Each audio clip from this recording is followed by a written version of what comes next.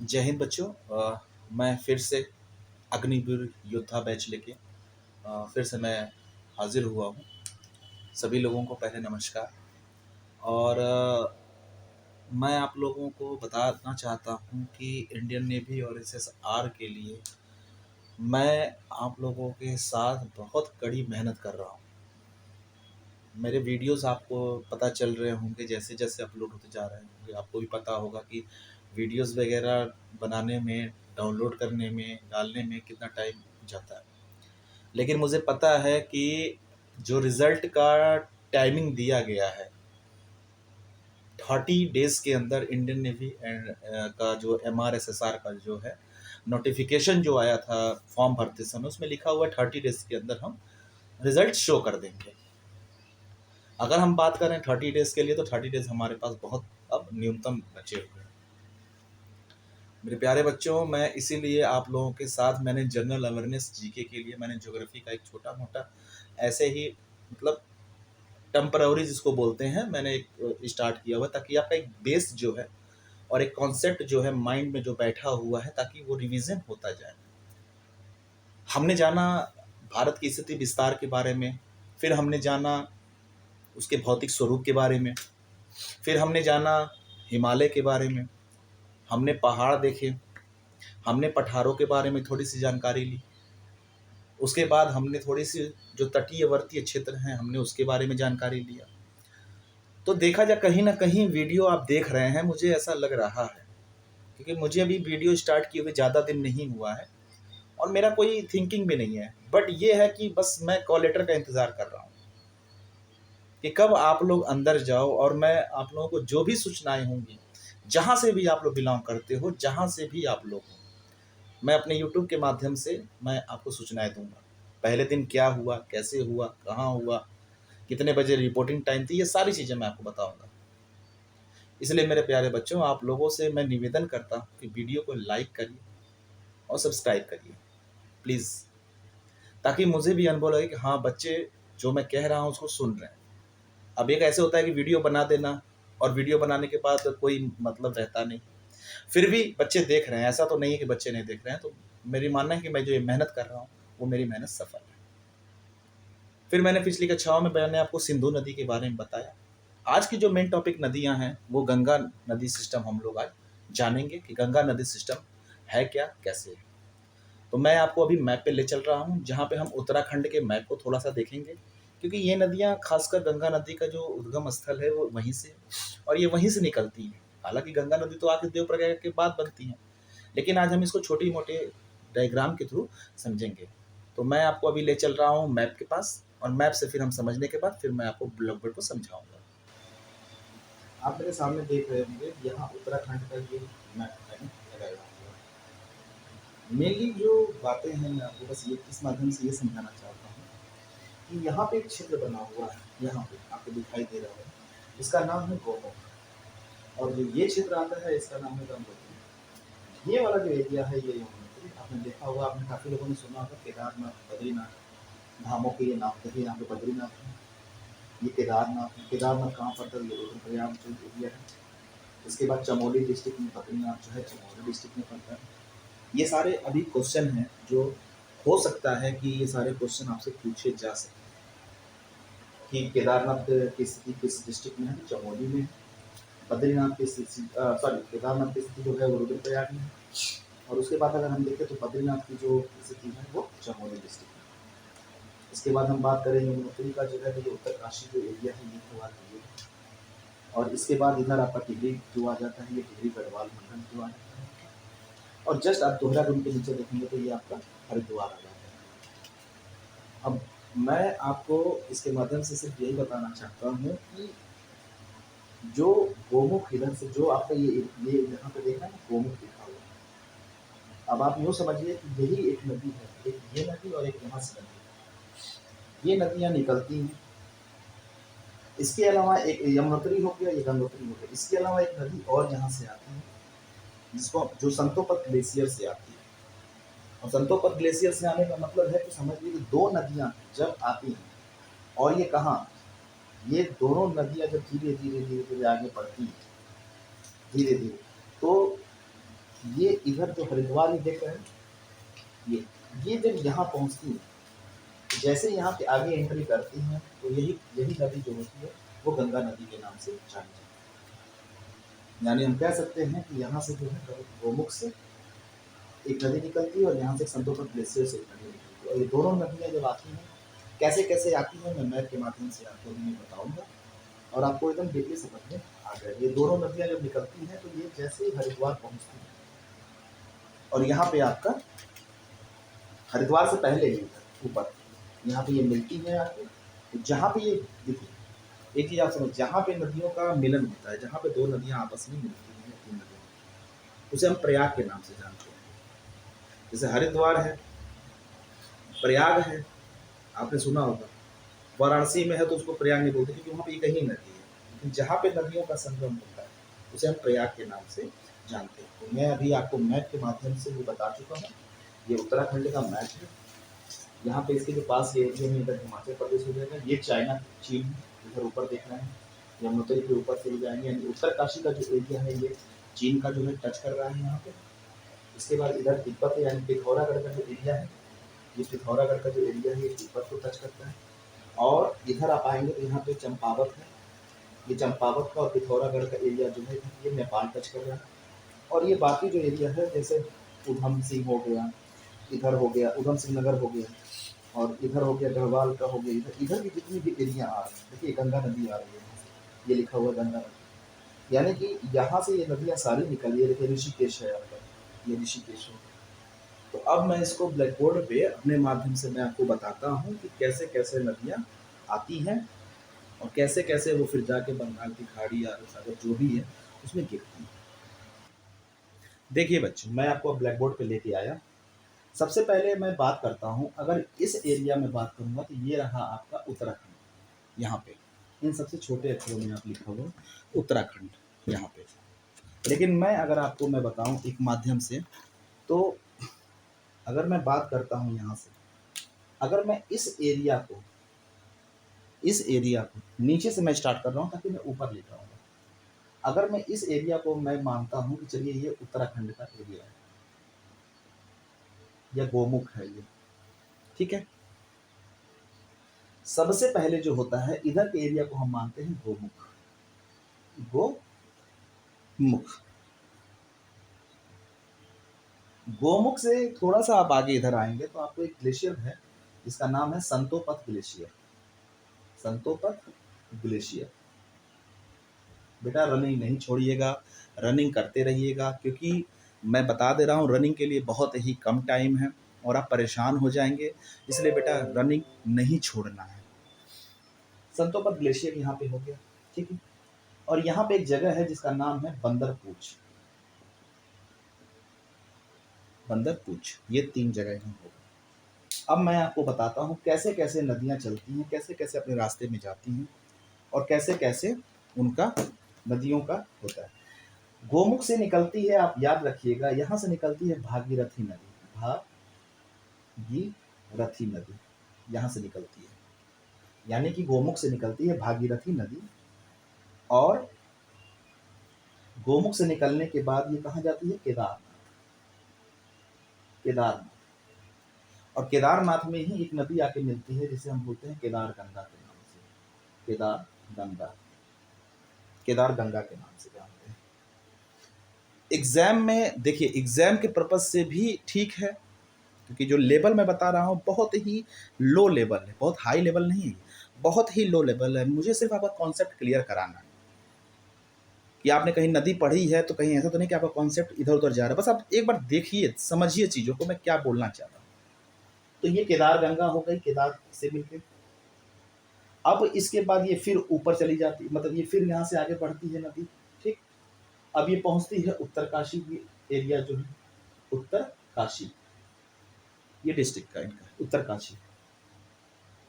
और उत्तरकाशी में एक जगह से एक नदी और आके इसमें मिलती है जिसका नाम है भैरव, भैरव घाटी। यहाँ पे एक जगह है भैरव घाटी, यहाँ से मिलती है जानवी नदी, जानवी नदी।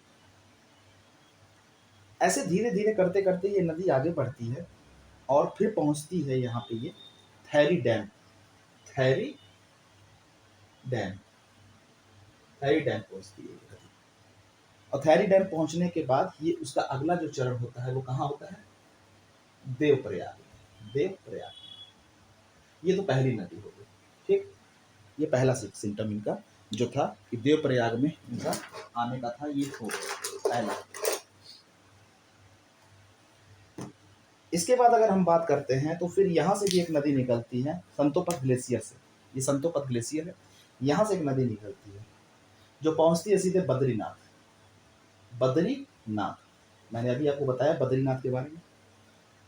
अब बद्रीनाथ जब जाती है तो फिर ये बद्रीनाथ, नंदप्रयाग, ये सारा उत्तराखंड का एरिया है, आप ध्यान रखिएगा, ये सारा उत्तराखंड का एरिया है।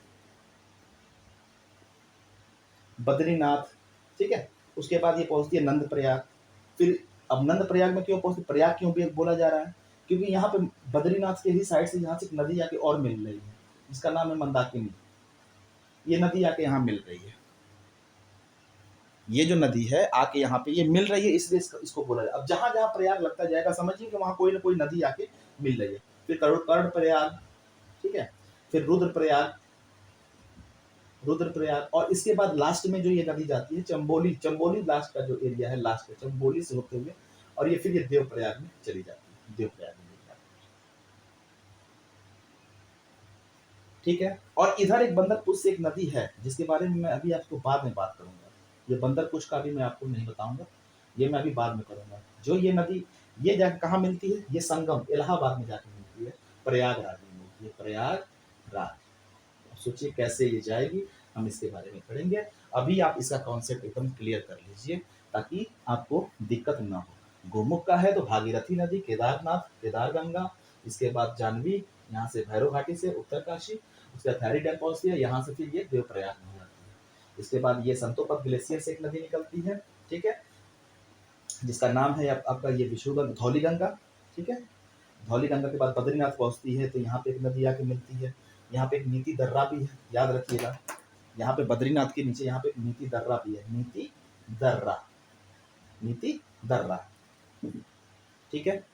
तो आप इतना चीज अभी आप समझिए, क्योंकि हम डीपली पढ़ेंगे बेटा, डीपली हम इसको पढ़ेंगे, लेकिन मैं आपको सिर्फ रिवाइज करा रहा हूँ, गंगा नदी का स्ट्रक्चर बता रहा हूँ कि ऐसे ऐसे जाती है, तो आपके दिमाग में तुरंत आएगा कि हाँ कैसे, कहाँ पे मेरी प्रॉब्लम है, कहाँ पे हमें दिक्कत हो रही है। ठीक है बेटा, तो आप इस चीज़ को एक बार डायग्राम के माध्यम से या मेरे वीडियो के माध्यम से कहीं भी रफली वर्क में भी अगर आप किसी किताब को पढ़ेंगे तो आपको समझ में आ जाएगा। मैंने क्या कहा आपसे कि मेरे पास सिर्फ एक ही किताब नहीं है, बहुत सारी किताबें हैं, लेकिन मैं सिर्फ आपको एमआर और एसएसआर बेसिस पे कर रहा हूँ, क्योंकि आपको आने वाले समय में दिक्कत ना हो। और अगर आप इसको पढ़े होंगे तो इसमें टॉपिक है बेटा, जो टॉपिक है आपका गंगा से रिलेटेड मैं बता रहा हूँ आपको। देखिए यहाँ पे इतने सारे ऐसे लिखा हुआ है, इस बुक में आप देखेंगे तो ऐसे लिखा हुआ है, इसके बारे में पूरा समझना है। और मैंने आपको कल बताया भी था नदी के बारे में, तो सिंधु नदी का तंत्र मैंने खत्म किया, तो मैंने बता दिया आपको कहाँ क्या कैसे कैसे। अब इसमें आपको प्रॉब्लम नहीं होगी। तो जब आप ये मेरा मैप देखेंगे और इसके बाद अगर आप एक बार रिवाइज कर लेंगे, लूसेंट का ये है चैप्टर नंबर मैं बता दे रहा हूँ 3, भारत की नदियाँ। तो जब आप इसको ये देखेंगे भारत की नदियाँ, तो आपको ये समझ में आ जाना चाहिए कि हाँ मेरे पढ़ाने के तरीके में और इस किताब में अंतर कितने मात्रा का है। ये देखिए बगल से,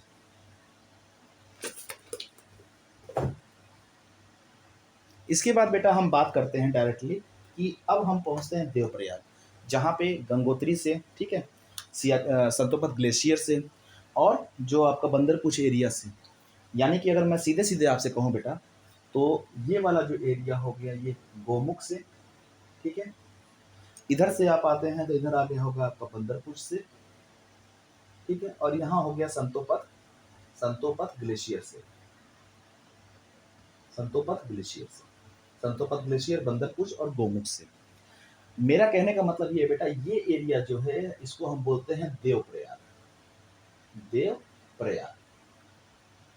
और यहाँ से भी ये नदी ऐसे ऐसे से गई तो यहाँ गई, और ये भी नदी गई तो यहाँ पे ऐसे गई। ये नदी जो है इसके बारे में हम बाद में पढ़ेंगे, अभी रुक के थोड़ा सा हम आएंगे इसके बारे में। लेकिन अभी हम बेटा उत्तराखंड में हैं, अभी हम उत्तराखंड में हैं, और हम इस नदी से मुलाकात करेंगे इलाहाबाद चल के। कैसे कैसे जाके ये सुंदरवन का डेल्टा बनाती है, यही नदी निकलेगी तो आगे जाके सुंदरवन का डेल्टा भी बनाती है, जो पश्चिम बंगाल में स्थित है। सुंदरवन का डेल्टा कहाँ स्थित है? पश्चिम बंगाल में। दीघा कहाँ पे है? पश्चिम बंगाल में। कौन से सागर में? अरब सागर या बंगाल की खाड़ी? तो आपको पता होना चाहिए कि वो बंगाल की खाड़ी है। तो जब ये देवप्रयाग से ये नदी निकलती है तो इसी नदी का नाम हो जाता है गंगा। इस नदी का नाम क्या हो जाता है बेटा? गंगा। और ये सबसे पहले पहुंचती है कहाँ पे? ऋषिकेश। ऋषिकेश ऋषिकेश सबसे पहले पहुंचती है। ऋषिकेश के बाद फिर आगे आती है, गढ़वाल में आती है। गढ़वाल फिर गढ़वाल पहुंचती है और गढ़वाल में आती है। गढ़वाल के बाद फिर ये आगे बढ़ती जाती है और लास्ट में ऐसे ही बढ़ते बढ़ते ये नदी कहाँ पहुंचती है? हरिद्वार। कहाँ पहुंचती है? हरिद्वार। ये नदी कहाँ पहुंचती है? हरिद्वार।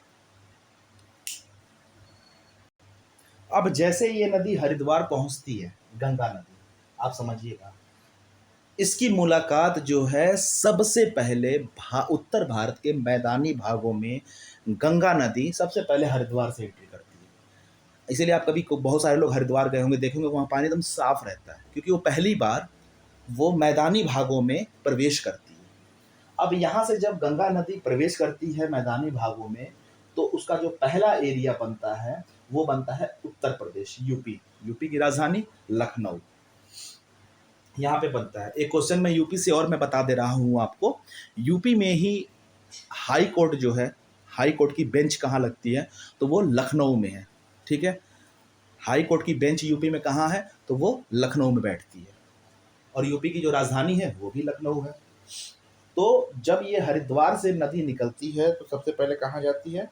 यूपी में जाती है, उत्तर प्रदेश में फिर एंट्री करती है। अब उत्तर प्रदेश के कौन कौन से डिस्ट्रिक्ट आते हैं?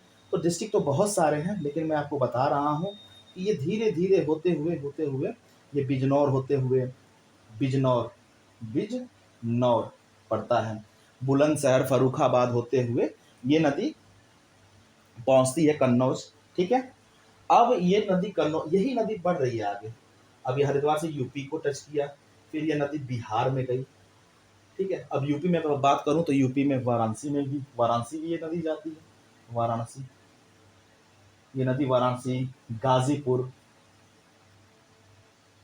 ठीक है, गाजीपुर होते हुए ये नदी आगे निकल रही है।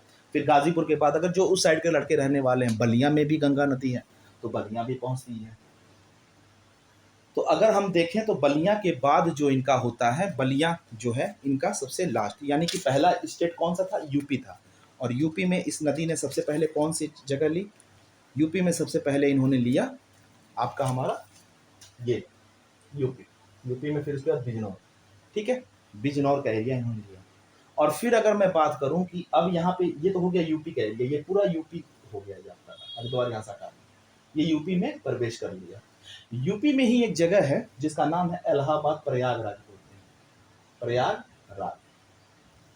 यहाँ पे आके यमुना नदी मिलती है, यमुना नदी जो चंबल, ठीक है ना, एमपी से आती है एक नदी, एमपी से आती है नदी मध्य प्रदेश से, और एमपी से आने के बाद ये नदी क्या करती है? यहाँ इनसे मिलती है।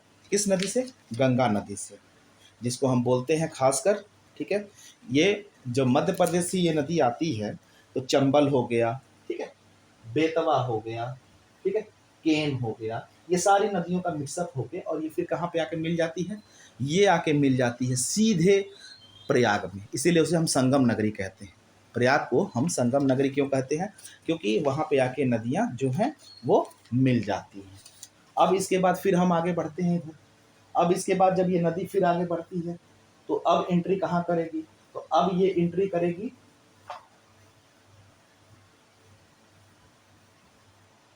अब ये नदी एंट्री करती है सीधे यूपी से, हरिद्वार हो गया, हरिद्वार में सीधे यूपी में एंट्री किया, यूपी के बाद सीधे बिहार में इनकी एंट्री होती है।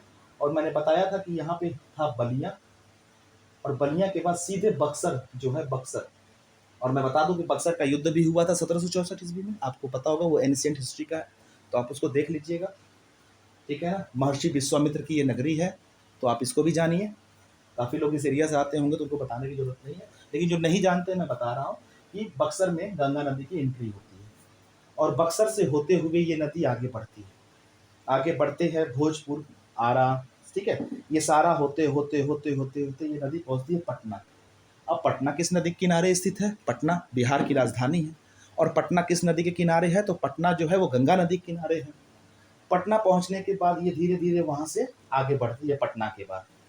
अब इधर एरिया बहुत सारे हैं, जैसे वैशाली हो गया, समस्तीपुर हो गया। अब इधर ही एक एरिया पड़ता है नेपाल, और नेपाल से एक नदी आती है, और वही जिसे बिहार का शोक कहा जाता है, कोसी नदी। कोसी नदी, कोसी नदी। बिहार का शोक किसे कहते हैं? कोसी नदी को कहते हैं। नेपाल की राजधानी कहाँ है? काठमांडू है। नेपाल की राजधानी कहाँ है? काठमांडू। और बिहार का शोक कोसी। और यही कोसी नदी जब यहाँ पे आती है और इस गंगा नदी में मिलती है तो काफ़ी सारे एरिया जो हैं, जैसे साहेबगंज हो गया, आपका इधर का कटिहार का क्षेत्र हो गया, ये सारा बहुत मतलब बाढ़ आ जाता है, इसीलिए इसको हम बोलते हैं बिहार का शोक बोलते हैं इस नदी को। अब ये नदी जब धीरे धीरे आगे बढ़ती है, यहाँ से कोसी नदी के साथ मिल गई ये नदी। अब इसके बाद ये फिर नदी जाती है कहाँ पे? फरक्का बैराज, ठीक है। ये नदी कहाँ जाती है? अच्छा, दार्जिलिंग से भी, दार्जिलिंग का नाम सुना है आपने? वेस्ट बंगाल में दार्जिलिंग है, हिल स्टेशन है। तो दार्जिलिंग कहाँ पे है? वेस्ट बंगाल। वेस्ट बंगाल कोलकाता। अब जब ये नदी वेस्ट बंगाल में पहुंचती है, वेस्ट बंगाल के बॉर्डर पे फरक्का बैराज, फरक्का बैराज, उस जगह फरक्का बैराज कहाँ है? तो फरक्का नाम से ही है कि फरक्का बैराज जो है वेस्ट बंगाल में है। तो फरक्का बैराज जो होता है, ठीक है, अब वहां से एक नदी, वहां से ये नदी निकलती है तो ये दो भागों में बट जाती है फरक्का बैराज से। अगर मैं बात करूं हरिद्वार से, देखिए कॉन्सेप्ट क्लियर करने की बात कर रहा हूं मैं, जल्दी जल्दी आपको इसलिए बता रहा हूं ताकि आप रिवाइज कर सकें। हरिद्वार से ये नदी निकली, यूपी गई, यूपी से बिहार, और बिहार से कहाँ पे निकली? वेस्ट बंगाल। और वेस्ट बंगाल से ये नदी जो होती है दो भागों में कट जाती है, जो फरक्का बैराज है यहाँ पे, ये दो भागों में बट जाती है। पहला चली जाती है पद्मा के नाम से, और दूसरा चली जाती है जमुना के नाम से, जमुना के नाम से। अब मैं जितना ये बताया हूं पद्मा और जमुना, तो जाहिर सी बात है जो ये पद्मा है, ठीक है, पद्मा है जो, सॉरी, ये पद्मा हो गया, ये जमुना नहीं होगा, ये हुगली होगा, हुगली, हुगली, हुगली नदी, हुगली नदी के माध्यम से। तो ये चला गया कोलकाता, ये चला गया कोलकाता। और जो ये वाली एक नदी है ये चली गई बांग्लादेश, बांग्लादेश, ठीक है, ये चली गई बांग्लादेश। अब यहाँ पे कुछ कुछ नदियाँ आती हैं, जैसे मेघना उगना आके यहाँ मिलती हैं नदियाँ, मेघना नदी आके मिल जाएगी, ठीक है। और यहाँ पे ये है तो जैसे जैसे छोटा नागपुर की जो पहाड़ियाँ हैं छत्तीसगढ़ वाली, उधर से कुछ आती हैं। तो ये दो जो कटते हैं यहाँ पे, एक को जानते हैं हम पद्मा के नाम से और दूसरे को जानते हैं जमुना के नाम से। अब मैं इस चीज़ को आपके जो मैप है मैं उस पर आपको एक बार मैं क्लियर करा रहा हूँ ताकि आपको कोई प्रॉब्लम ना हो। सुंदरवन जाके कैसे ये गिर जाती है, आपने नदी के बारे में इतना ही। मैं जो बातें कर रहा हूँ इस मैप के माध्यम से, ये वाला जो एरिया है ये उत्तराखंड है, और ये उत्तराखंड से ये नदी निकली और ये कहाँ से गई? उत्तर प्रदेश में एंट्री किया यहाँ पे, और उत्तर प्रदेश से एंट्री करते हुए बिहार में एंट्री किया। बिहार के बाद ये नदी कट गई, एक यहाँ आ गई वेस्ट बंगाल में, एक यहाँ आ गई बांग्लादेश में। अब आप देख रहे हैं यहाँ लिखा हुआ सुंदरवन का डेल्टा, तो देख रहे हैं आप सुंदरवन का डेल्टा। अब ये नदियां कटती हैं, जैसे असम से ब्रह्मपुत्रा नदी आके मिलती है, मतलब ये निकलती रहती हैं, निकलती ही रहती हैं नदियां आपस। असम किसके किनारे है? ब्रह्मपुत्रा। माजुली जो द्वीप बना हुआ है वो किस नदी बना हुआ है? ब्रह्मपुत्रा नदी पे बना हुआ है। तो ये सारा चीजें जो है नदियां मिलकर, और यहाँ पे लास्ट में जो आपका ये ऑप्शन है ये सुंदरबन का डेल्टा है। देख रहे हैं नदियां ऐसे ऐसे, सुंदरबन का डेल्टा का मतलब ऐसे ऐसे ऐसे ऐसे, मतलब ये बीच जगह खाली है और ऐसे से आके नदियां यहाँ पे बंगाल की खाड़ी में गिर जा रही है, बंगाल की खाड़ी में गिर जा रही है, ठीक है, बंगाल की खाड़ी में आके गिर जा रही है। तो जाहिर सी बात है ये एरिया जो है ये बंगाल की खाड़ी हो गया, ये अरब सागर हो गया। तो हम कह सकते हैं कि जो नदियां आगे गिरी हैं वो नदी यहीं पे है। ये नदी देखिए, मैं फिर से आपको समझा रहा हूं, बट समझने का प्रयास करिए। उत्तराखंड से ये नदी निकली, उत्तर प्रदेश बिहार होते हुए ये इधर चली गई वेस्ट बंगाल में, एक चली गई बांग्लादेश में, ठीक है। इधर एक नदी है जो आ रही है इधर से ऊपर से, इधर आसाम से, ये ब्रह्मपुत्रा नदी भी मान लेंगे इसको। तो कहने का मतलब ये है कि नदियों के संदर्भ में बस यही यही क्वेश्चन पूछता है। इसके बाद अभी जो मैं दूसरा वीडियो आएगा, अभी तो मैंने आपको बताया है गंगा नदी तंत्र, गंगा नदी के बारे में। अब जो मेरा दूसरा वीडियो आएगा, उस वीडियो में मैं आपको बताऊंगा जो कोस्टल एरिया है, प्रायद्वीपीय है नदियाँ, जैसे जो मेन क्वेश्चन बनते हैं, जैसे निम्न में से कौन सी नदी अरब सागर में गिरती है, निम्न में से कौन सी नदी बंगाल की खाड़ी में गिरती है।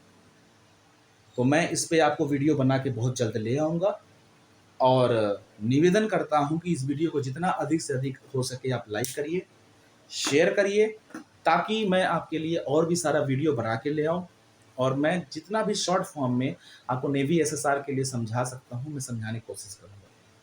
अगर आप मुझे लाइक करते हैं, अगर आप मेरे कमेंट भी करते हैं, तो मैं उसका आपको जवाब दूंगा। अगर आपको लगता हो कि नहीं सर आप बहुत तेज पढ़ा रहे हैं, या सर आप बहुत कम पढ़ा रहे हैं, तो कम का मतलब ये बेटा कि हम एमआर और एसएसआर बेसिस पे हमको क्या पूछना है।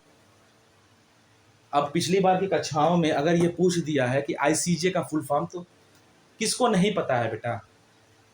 मैं सिर्फ जर्नल अवेयरनेस की रिवीजन करा रहा हूँ। मेन तो हमारा क्या है, जर्नल अवेयरनेस का एमआर बेसिस पे देखें तो फिर हम फिजिक्स भी लाएंगे, मैथ भी लाएंगे, तो ये सारी चीज़ें हम करेंगे धीरे धीरे। लेकिन मेरा कहने का मतलब है बेटा कि एग्ज़ाम में बहुत कम समय बचा हुआ है। दूसरी चीज़ें बच्चों की, आप एकदम तैयारी करो, जम के रनिंग नहीं छोड़ना है, पुशअप लगाने हैं टाइम से, क्योंकि टाइम बहुत कम बचा। तब तक के लिए मैं आज्ञा चाहता हूँ आप लोगों से। मैं बहुत जल्दी दूसरा वीडियो लेके आऊँगा, और आप भी मन लगा के पढ़िए, ताकि नेवी एसएसआर में और एमआर में काफ़ी से काफ़ी बच्चे इस बार सिलेक्शन पाएँ। ये ना हो कि रनिंग में मैं छट गया, ऐसे छट गया। मैं भर्ती बोर्ड जहाँ पे होगा, जहाँ पे जैसे दिल्ली में जहाँ पे भी होगा, नौसेना बाग जो जगह है, अगर वहाँ पे जैसे ही भर्ती स्टार्ट होगी, मैं आपके लिए ज़रूर वीडियो लाऊंगा, वहाँ से बना के वहाँ के लड़कों का रिव्यू लूँगा, और फिर मैं आपको वहाँ के बारे में बताऊँगा। तब तक के लिए चलता हूँ। जय हिंद, जय भारत।